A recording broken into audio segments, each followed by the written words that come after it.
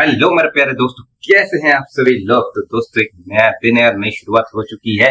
और दोस्तों कहानी कुछ जबरदस्त चल रही है, कुछ चीजें इधर उधर चल रही है ना। तो उसी के ऊपर हम बात करेंगे।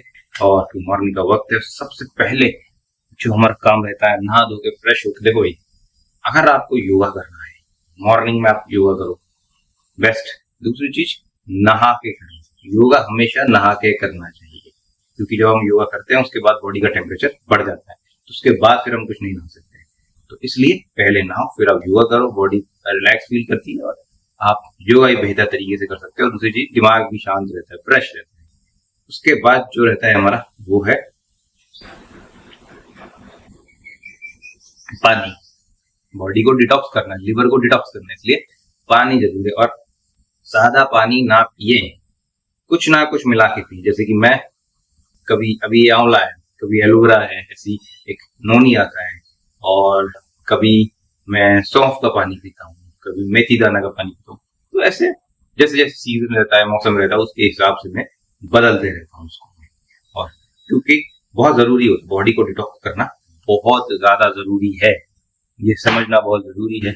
तो और सादा पानी ना पिए, खाली पेट। दूसरी चीज, गुनगुना या गर्म पानी में शहद डाल के ना पिए भैया, बहुत ही बेकार कॉन्सेप्ट, बेकार चीजें ना करें। कुछ नहीं होगा उससे, सुक्रोज लेवल ही बढ़ेगा और कुछ नहीं होगा उससे। ये चीज करें, क्योंकि इसमें अभी आंवला है, इसमें कोई कैलोरीज नहीं है, इसमें कोई शुगर नहीं है, इसमें कुछ भी ऐसा नहीं है।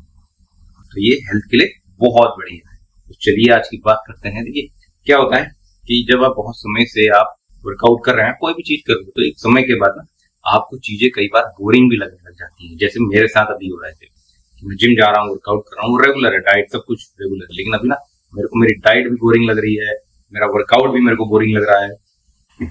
मतलब वो मजा नहीं आ रहा। दूसरी चीज क्या है कि जिस इंटेंसिटी के साथ मैं जाता हूँ वर्कआउट करने के लिए, उस इंटेंसिटी के साथ में जिम में वर्कआउट नहीं कर पा रहा। और इसका सिर्फ एक कारण है, और वो है गर्मी। क्योंकि यहाँ अभी टेम्परेचर है 42-43 डिग्री तक टेम्परेचर पहुंच जाता है। शाम के वक्त मैं जिम करता हूँ तो बिल्कुल पीक पे रहता है टेम्परेचर। जिम के अंदर आप वो भले एसी चलाओ, फैन चलाओ, एग्जॉस्ट हो, कितना ही बढ़िया वेंटिलेशन हो, अंदर जो ह्यूमिडिटी लेवल रहता है ना, वो सब मामला खराब कर देता है। तो फिर क्या होता है कि हम उस तरीके से वर्कआउट नहीं कर पाते हैं जिस तरीके से हमें करना चाहिए। तो अब क्या किया जा सकता है? उसमें एक ही सोल्यूशन मेरे को समझ में आया कि अपना वर्कआउट को छोटा करो, वेट हो सके तो उसको रिड्यूस कर दो, आप रिपीटेशंस रिड्यूस कर दो, और एक इम्पैक्टफुल रखो। यानी कैसा कि जैसे कि अगर एक डायनामाइट माइन है, उस पर अब आप ब्लास्ट कर रहे हो, तो अगर आप पेंसिल से हिट करते रहोगे तो 1000 बार हिट कर लो, कुछ नहीं होगा। एक बार एक प्रॉपर हथौड़ा पड़ गया उस पर, तो एक बार में ही वो ब्लास्ट हो जाएगा। तो वही करना है, मतलब कि शॉर्ट रखना है और बहुत एक्सप्लोसिव रखना है। बस यही सारा चीज करना पड़ेगा हमें। और वर्कआउट का बीच का जो रेस्टिंग टाइम है, उसको सही रखना बहुत जरूरी है। ना तो कम रखना है, ना तो ज्यादा रखना है, सही रखना बहुत जरूरी है, ताकि हमें गर्मी की वजह से बॉडी एग्जॉस्ट ना हो। वर्कआउट की वजह से एग्जॉस्ट नहीं होगी भाई, इतना मैं जानता हूँ। गर्मी की वजह से मेरी बॉडी एग्जॉस्ट हो जाएगी, इतना मुझे पता है। तो इसलिए इन चीजों को ध्यान रखना बहुत ज्यादा जरूरी है। अब हम अपना जूस पीते हैं और उसके बाद फिर हम करेंगे योगा।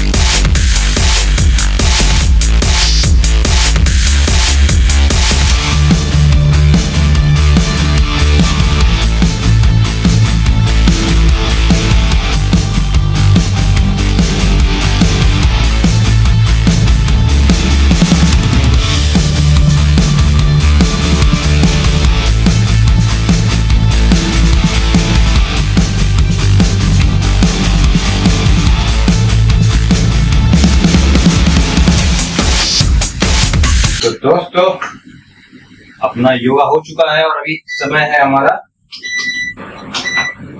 ब्रेकफास्ट का। तो आज ब्रेकफास्ट में हमारा चीला, नॉर्मली चीला ही रहता है हमारा, अलग अलग तरीके का। तो ये बेसिकली इसमें चावल है, सूजी है, बेसन है, अलग अलग चीजें इसके अंदर और वेजिटेबल्स है, तो उनको मिला के बनाया गया है।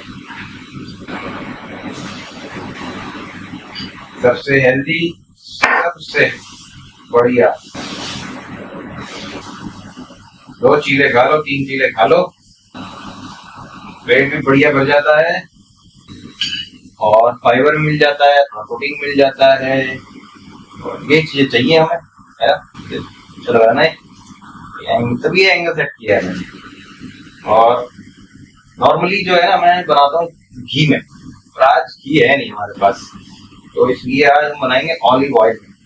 ऑलिव ऑयल हो, राइस ब्रान ऑयल हो, या फिर बेस्ट चीज है भाई खाने के लिए, कुकिंग के लिए। और सरसों का तेल, उसे कैसे भूल सकते हैं। और चीला देखो, मैं जो है ना, वो जो टिपिकल चीला बाजार में बनता है या शादियों में आपने देखा होगा, उस तरीके का नहीं बनाता हूँ मैं, क्योंकि उस तरह का चीला आप डेली नहीं खा सकते हो। तो इस चीला इस तरीके से थोड़ा बनाता हूँ मैं कि वो थोड़ा पराठा जैसा लगे, तो वो खाया जाता है, इजीली खा सकते हैं। दूसरी चीज है कि वो सौगी नहीं होना चाहिए, अगर वो सौगी हो गया तो मजा आएगा नहीं। इसलिए जो है इस तरह का चीला जो है बढ़िया रहता है।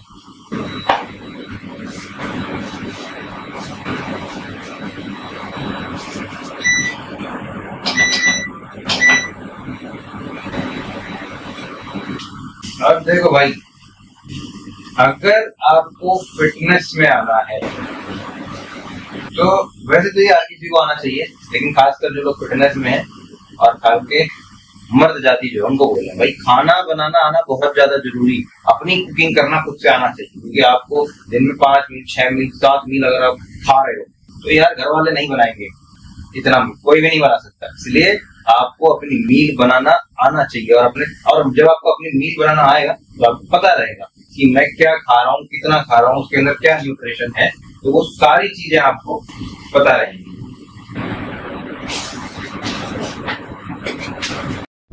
तो शाम का वक्त है दोस्तों, जिम में आ चुके हैं और आज हमारा लेग्स प्लस शोल्डर। तो आज हम स्मिथ मशीन में स्क्वाट्स करेंगे। देखिए, स्मिथ मशीन में मैं स्क्वाट्स करता नहीं हूँ, मैंने एक आध बार किया होगा, वो भी फ्रंट स्क्वाट किया होगा, लेकिन बैक स्क्वाट मैंने कभी भी स्मिथ मशीन में नहीं किया। तो इसीलिए हमने आज स्मिथ मशीन पे ट्राई किया। और सही बात बताऊँ तो स्मिथ मशीन में स्क्वाट्स मारना थोड़ा सा टफ काम है, क्यों? उसका रीज़न सिर्फ एक ही है कि आदत नहीं होती है। तो और जिस चीज़ की आदत आपको नहीं होती है तो उसमें थोड़ी दिक्कत तो होती है। तो इसीलिए आज हमने बहुत कम वेट मारा स्मिथ मशीन के अंदर। उसके बाद फिर हाँ, हम अपने हैक स्क्वाट पे। और अगर आप आज मेरा हैक स्क्वाट का फुट स्टेप देखेंगे तो वो बहुत नीट, मतलब क्लोज है वो, और इसीलिए ऐसा लग रहा है जैसे कि ये पार्शियल मूवमेंट्स है, लेकिन यकीन मानिए इतना गजब का इसमें कॉन्ट्रैक्शन हो रहा है, ऐसा बर्न मुझे मिल रहा था इसके अंदर। मतलब कि जो हमारा जो क्वाड मसल है, जिस तरीके से हमें इसमें इंगेजमेंट चाहिए होता है, वही इंगेजमेंट यहाँ पे मिल रहा था मुझे। तो उसके बाद फिर हम गए अपना लेग एक्सटेंशन पे, और लेग एक्सटेंशन की 3 सेट्स हमने यहाँ पे किए। और यहाँ पे बेसिकली जो है मॉडरेट टू हैवी वेट पे यहाँ पे हम गए हैं लेग एक्सटेंशन पे। उसके बाद फिर हमारा है एब्डक्टर्स और एडक्टर्स, जहाँ पे हमने 2 एक्सरसाइजेस इन दोनों की लगाई यहाँ पे हमने। और हमारा जो चाहे एब्डक्टर्स हो एडक्टर्स हो, दोनों ही बहुत अच्छा यहाँ पे कॉन्ट्रैक्शन उसे मिल रहा था। और आप जैसे मशीन पे हो, आप लेग प्रेस पे उस पर मारने की कोशिश करते हैं, लेकिन उस पर उतना बेहतर इंगेजमेंट आता नहीं है जितना बेहतर इस पर्टिकुलर मशीन पे आता है, क्योंकि ये बनी ही उस मसल के लिए है। फिर फाइनली हमारा है शोल्डर्स। तो शोल्डर्स की 2 एक्सरसाइज हम करेंगे। पहला हम करें साइड रेजेस, हमारा जो लेटरल पार्ट है उसके लिए। और यहाँ पे देखिए कितना बढ़िया फाइबर दिख रहा है, इंगेजमेंट बहुत बढ़िया है और मूवमेंट भी उसी तरीके से बहुत अच्छा आ रहा है, तो इस वजह से वो फाइबर दिख रहा है। आखिरी में हमारा है रेयर डेल्ट, और रेयर डेल्ट के हमने यहाँ पे 3 सेट्स लगाए। तो दोस्तों आज के लिए इतना ही, मिलते हैं कल आपसे एक और नए वीडियो में। तब तक खुश रहिए, मस्त रहिए, जैसे चाहिए वैसे रहिए। Bye bye.